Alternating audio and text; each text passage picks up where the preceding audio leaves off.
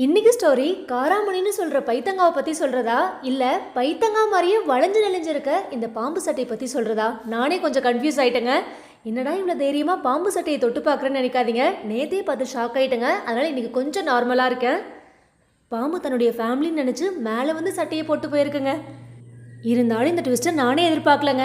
உடக்காரணியெல்லாம் செடிக்குள்ளே இருந்து பார்த்துருக்கேன். வேலிக்கு கீழே கூட பாம்பெல்லாம் நிறைய டைம் போயிருக்குங்க. இதான் ஃபர்ஸ்ட் டைம். அது இந்த வலையில் வந்து பாம்பேறி போனது. அதுவும் சாம்பிளுக்கு பாருங்களேன், சட்டையெல்லாம் விட்டுட்டு போயிருக்கு. இந்த மாதிரி வேலியிலலாம் நம்ம காய்கறி பறிக்கிறோம் அப்படின்னா கொஞ்சம் கவனமாகவே இருந்துக்கணுங்க. இன்றைக்கி கொஞ்சம் அலர்ட் ஆகிக்கலாம். பைத்தங்காவும் பாருங்கள், வச்சு ஒரு 30 நாள்லேயே பார்த்தீங்கன்னா நல்லா பூக்கு வந்து காயுமே வந்துருச்சுங்க. காய்னா 1-2 இல்லை, நல்லா கொத்து கொத்தாக நிறைய காய்க்க ஆரம்பிச்சிருச்சு.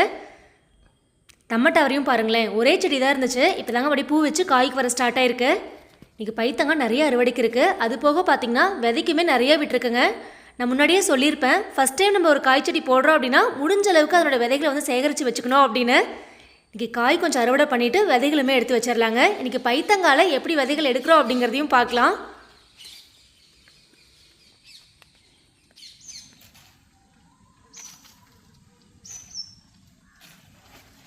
இந்த டைம் வேலியில் அவரை வெரைட்டியாக போடலான்னு எல்லா விதைகளும் ஊனியிருந்தாங்க. சிறகவரை, தம்மட்டவரை, பட்டவரை, பொரியல் தட்டன்னு. அதில் சிறகவரை நல்லா முளைச்சி வரலைங்க. நம்மளுடைய பட்டாவரை பார்த்திங்கன்னா அப்படியே கொடி நல்லா படர்ந்துருக்கு. ஆனால் பனிகாலம் முடிஞ்சிருச்சு அப்படிங்கிறனால அந்தளவுக்கு பூ வச்சு காய்க்க வரலைங்க. பொரியல் தட்டை மட்டும்தான் சூப்பராக அப்படியே கொத்து கொத்தாக காய்க்கு வந்திருக்கு. எவ்வளோ விதைகள் எடுத்தாச்சு பாருங்கள். பார்த்து பார்த்து வளர்த்த பைத்தங்காய் பக்கத்துலேயே பாருங்கள், நம்ம பார்க்காமே வளர்ந்த பாவக்காவும் இருக்குது. இன்றைக்கி அதையும் பறிச்சாச்சுங்க.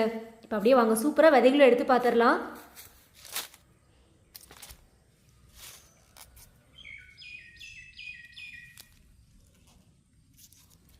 காராமணின்னு பேருக்கு ஏற்ற மாதிரியேங்க ஒரு விதைகளும் மணிமணியாக இருக்குது.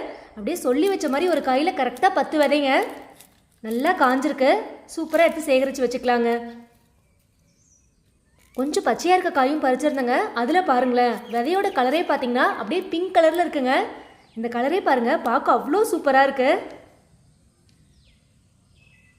அப்படியே உள்ளே பாருங்களேன், ஒயிட் கலரில் ஒரு லேயர் இருக்குது. அதுக்குள்ளே அப்படியே விதைகள் அழகாக இருக்குங்க. அந்த டிஸ்டன்ஸும் பாருங்கள், அப்படியே கரெக்டாக இன்ச் பை இன்ச்சாக இருக்குங்க ஒரு விதைகளும். இது நம்ம அப்படியே பொரியல் பண்ணியும் சாப்பிட்லாங்க. ஏன்னா இந்த விதைகள் வந்து கரெக்டான பதத்தில் இருக்குது. இந்த விதைகளை கடலக்காய் மாதிரி பச்சையாகவும் சாப்பிட்லாங்க. அந்த ஸ்மெல்லே ஒரு மாதிரி சூப்பராக இருக்குது. இன்றைக்கி நம்மளும் பைத்தங்காவோட விதைகளை சூப்பராக எடுத்தாச்சுங்க. என்னோட சேர்ந்து நீங்களுமே பைத்தங்காவை பற்றி ஒரு சில விஷயங்கள் தெரிஞ்சிருப்பீங்க அப்படின்னு நினைக்கிறேன். பைத்தங்காலேயே பார்த்தீங்கன்னா பர்பிள் கலரும் இருக்குங்க. நெக்ஸ்ட் டைம் கண்டிப்பாக அதையும் ட்ரை பண்ணிடலாம். நம்மளும் பைத்தங்காவை எடுத்துகிட்டு வந்து பொரியலுக்கும் ரெடி பண்ணியாச்சுங்க.